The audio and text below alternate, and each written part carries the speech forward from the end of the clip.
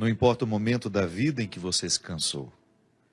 O que importa é que é sempre possível recomeçar. É necessário recomeçar. Recomeçar é dar uma nova chance a si mesmo. É renovar as esperanças na vida e, o mais importante, acreditar em você de novo. Sofreu muito nesse período? Chorou muito? Foi limpeza da alma. Ficou com raiva das pessoas? Foi para perdoá-las um dia. Sentiu-se só por diversas vezes? É porque fechaste a porta até para os anjos. Acreditou que tudo estava perdido? Era o início da tua melhora. Pois é, agora é hora de reiniciar, de pensar na luz, de encontrar prazer nas coisas simples de novo. Que tal um corte de cabelo arrojado, diferente? Um novo curso? Ou aquele velho desejo de aprender a pintar, desenhar, dominar o computador, ou qualquer outra coisa? Olha, quanto desafio! Olha quanta coisa nova nesse mundo de meu Deus te esperando. Tá te sentindo sozinho? Besteira? Tem tanta gente que você afastou com seu período de isolamento. Tem tanta gente esperando apenas um sorriso teu para chegar perto. Quando nos trancamos na tristeza, nem nós mesmos nos suportamos. Ficamos horríveis. O mau humor vai comendo o nosso fígado até a boca ficar amarga. Recomeçar. Hoje é um bom dia para começar novos desafios. Onde você quer chegar?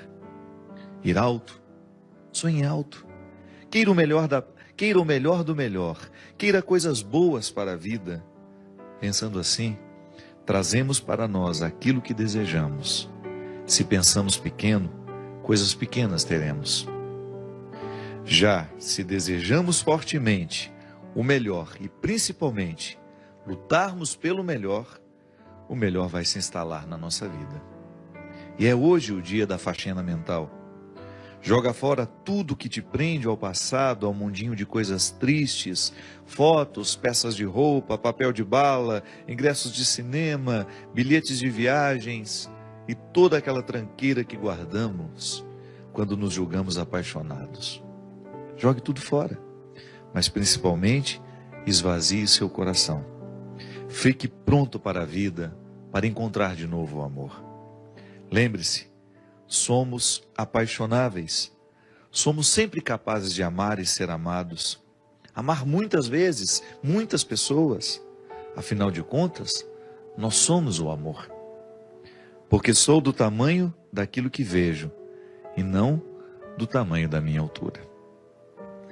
É com muita alegria e com esse poema, que eu não sei, na verdade não é um poema, um texto, encontrei na internet outro dia, achei muito simples, mas ele tão direto, tão capaz de realmente nos dizer coisas simples, que às vezes nós já estamos até acostumados a ouvir.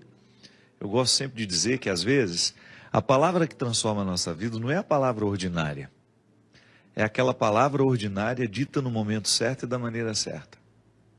Porque às vezes nós já escutamos isso muitas vezes. Um texto motivador, como tantas vezes você já teve a oportunidade de ter contato no Facebook, ou alguém te lhe dizendo, um e-mail que você recebeu.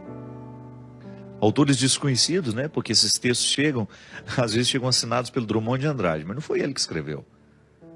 Só para dar autoridade ao texto, às vezes as pessoas colocam um autor conhecido. Não.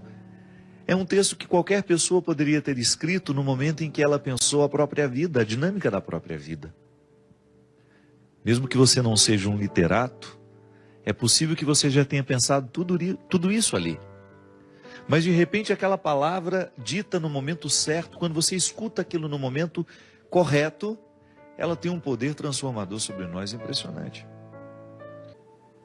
Essa faxina que o escritor desconhecido nos propõe, com esse texto que se chama Recomeçar, serve para nós nesse momento em que, ao olharmos para a morte do outro, pensamos a nossa. Na filosofia a gente aprende que A única forma que a gente tem de experimentar a morte, antes de morrer, é claro, né? Porque a morte é é o acontecimento que nós vamos, de fato, saber o que é morrer, é no momento que a gente morre. Não há uma outra forma de experimentar a morte pessoal, senão morrendo. Então, como isso vai ser o ato definitivo, eu antecipo essa experiência quando eu olho para aqueles que morrem ao meu lado. Porque de alguma forma nós nos olhamos naquelas pessoas que se foram. É uma maneira que eu tenho, que você tem, de olhar para a sua morte, é naquele que morre. É um impacto sobre nós. A morte dos outros nos impacta.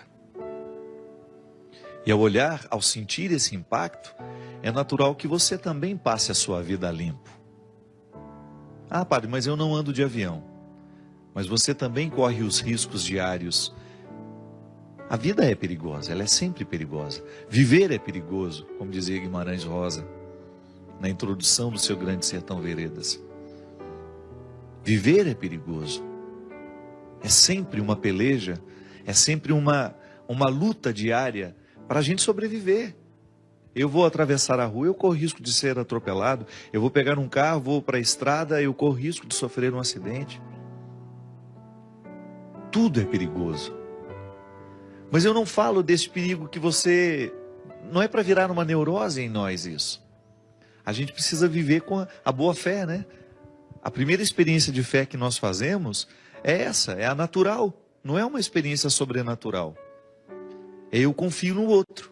Eu confio no motorista do ônibus, eu confio no motorista do metrô, eu confio no piloto do avião, eu confio no padeiro, não é? Porque em nenhum momento você vai comprar um pão desconfiando que ele colocou um veneno no pão, que ele envenenou aquela massa e que ele quer matar todo mundo naquele dia. Nós confiamos nas pessoas. Você abre um pote de doce, você come, não passa pela sua cabeça a possibilidade daquele doce estar envenenado. Faz parte da boa fé. É a fé mais natural que nós experimentamos na vida, que é aquela que lhe dá condições de sair na direção do colo da sua mãe, quando você ainda não sabe andar, e dar os primeiros passos. Essa fé que nos encaminha e que nos faz viver a vida sem neurose. Claro, tem gente que precisa até se tratar, né? Há um determinado momento da vida que tem tanto medo de morrer. Geralmente quando a gente está vivendo um momento muito bom da vida, as pessoas costumam desenvolver essa fobia, o medo da morte. Então depois precisa administrar até com medicamentos, para voltar a viver com naturalidade. Mas essa faxina, ela ultrapassa essas realidades cotidianas. Ela entra lá no mais profundo do sentido da nossa vida. É lá onde a gente precisa retirar os excessos, para que a gente tenha condições de extrair o que realmente importa. Porque todos nós queremos ser felizes. Às vezes não somos felizes por causa das escolhas erradas que a gente faz. E quando eu falo de felicidade, eu não estou falando de ausência de problemas. Essa é utópica, essa não existe. Eu estou falando da possibilidade de nós vivermos confortáveis em nós. De você olhar para a vida que você está vivendo e você ficar satisfeito com o resultado que você está tendo. Isso é possível. A nossa vocação é essa. Não é ter uma vida extraordinária. Porque às vezes a gente olha para as pessoas famosas, né?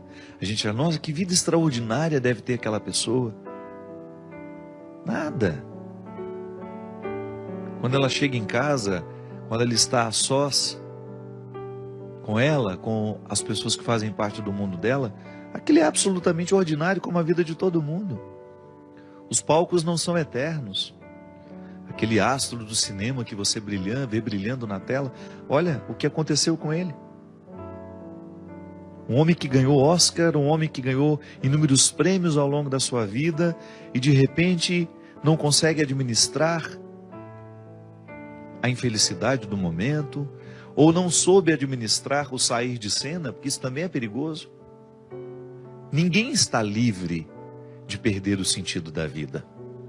E eu particularmente penso que pode ser para mim e para você uma oportunidade de nós revermos o que estamos fazendo na nossa vida.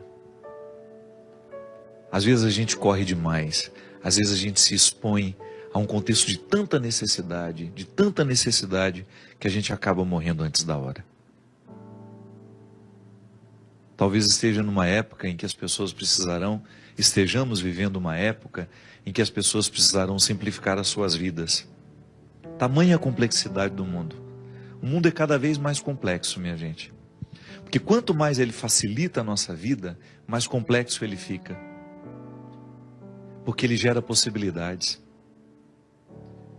Um mundo que oferece muitas possibilidades ao ser humano, de deslocamento, possibilidades de conhecimento, de entretenimento, ele vai ficando cada vez mais complexo. Não é um mundo simples que nós tínhamos há 100 anos atrás, onde você tinha, para fazer uma viagem para chegar na Europa, você levava 10, 12 dias de navio. Hoje não, 8 horas de avião você está lá. Você pousa em Portugal. Essas facilidades complexificam a nossa vida. Porque quanto mais a gente pode, mais complexo a gente fica. E quando somos muito complexos, a gente se perde no contexto das escolhas, a gente tem dificuldade de encontrar o que é essencial. Porque aquele que pode muito, ele corre o sério risco de não escolher o que ele realmente precisa. Porque entre aquilo que a gente pode e entre aquilo que a gente realmente precisa, há uma distância muito grande. E só a sabedoria nos faz reconhecer, no meio de tudo isso que eu posso, o que realmente preciso. É aí que eu digo que precisamos fazer a faxina. Por causa dos excessos que fazem parte de nós. São muitos os excessos que nós alimentamos como prioridade, como algo inadiável, como pegar um avião no momento em que o tempo está ruim, ou tentar pousar no momento em que as situações são desfavoráveis. Quem dera a gente pudesse mudar o destino daquele jato, né? Continua, piloto, vai até São Paulo, pousa no aeroporto seguro. Quantas vezes eu precisei, nas minhas viagens, fazer pousos arriscados porque a gente precisava chegar? Eu não sei se hoje eu faria isso ou não, de verdade. Acho que é melhor a gente perder o compromisso. Ou então, no momento que nós estamos cansados demais, assumir, olha, eu não vou pegar essa estrada hoje. Eu não vou pegar essa estrada porque eu preciso dormir. Infelizmente, eu não chego amanhã a tempo. Sabe, a gente ter coragem de modificar a estrutura das urgências. Urgente é viver, minha gente. Urgente é voltar para casa, é encontrar os filhos que a gente tem. Urgente é amar. E às vezes essa urgência, porque a gente quer chegar, nós somos capazes de parar hoje e esperar ali algumas horas, porque isso é urgente. Às vezes a gente confunde, né? Urgência não é você correr para chegar. A urgência é você querer chegar. Então, às vezes, porque eu quero realmente chegar, eu vou precisar dormir algumas horas para que eu tenha condições de chegar bem. Não me expor ao risco desnecessário, porque a vida já tem riscos demais. Aí por amor, como dizia o poeta, né? O escritor, o amor não desiste de nós. A gente pode até desistir dele, mas se tem uma coisa que você nunca vai perder na vida, é a insistência do amor por você. Ele quer abrigar o seu coração, porque nós somos feitos para isso. Pode observar, os momentos em que você mais foi feliz na vida, foi o momento que você amou intensamente. Não foi o momento que você ganhou dinheiro, não foi o momento que você fez sucesso.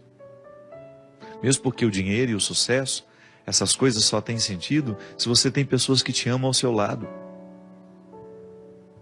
Jesus já falava isso, que o dinheiro só tem sentido se for para gastar com as pessoas que nós amamos.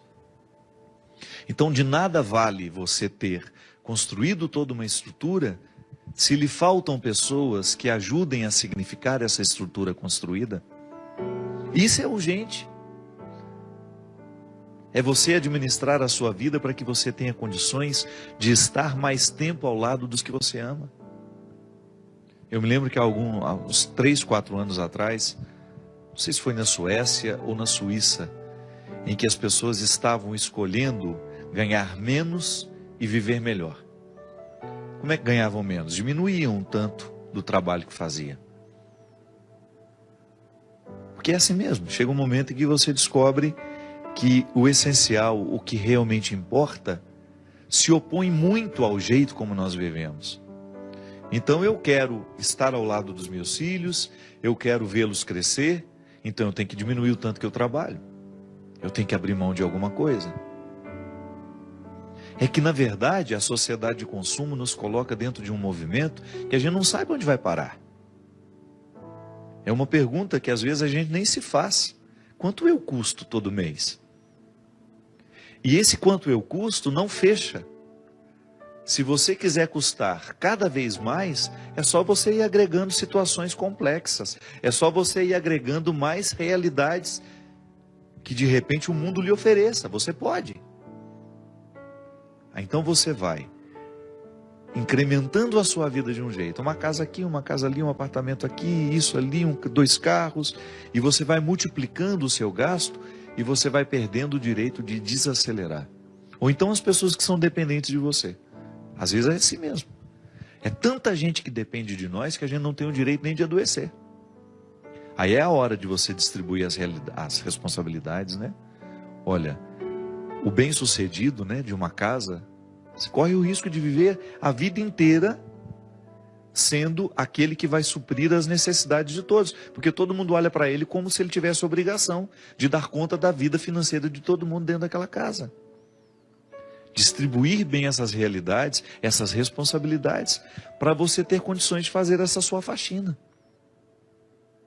Volto a dizer, tem de fazer a gente pensar na qualidade de vida que nós estamos tendo. Não dá para desperdiçar a vida assim, minha gente. Ela é preciosa demais. A vida é muito preciosa. E nós não podemos julgá-la assim pela janela. Às vezes falta a oportunidade, né, do desacelerar, de nos colocar ao lado das pessoas que nós amamos. Eu não me canso de pensar sobre isso, minha gente. O melhor lugar do mundo é um só. É aquele que nos dá a oportunidade de estarmos ao lado das pessoas que nós amamos. Faça isso com você. Faça essa faxina. Tenha a coragem de mexer na estrutura da sua vida para que você tenha condições de beneficiar você, aqueles que estão ao seu lado. Vamos parar de viver, ou então vamos tentar começar a mudar essa estrutura louca de vida em que nós estamos mergulhados nela. Essa estrutura é perigosa demais, ela nos leva antes da hora. Ela nos distancia do essencial. Tenha coragem de parar a sua agenda por uns 2, 3 dias e dizer: vou reconfigurar a minha estrutura. Eu vou pensar melhor nas minhas escolhas.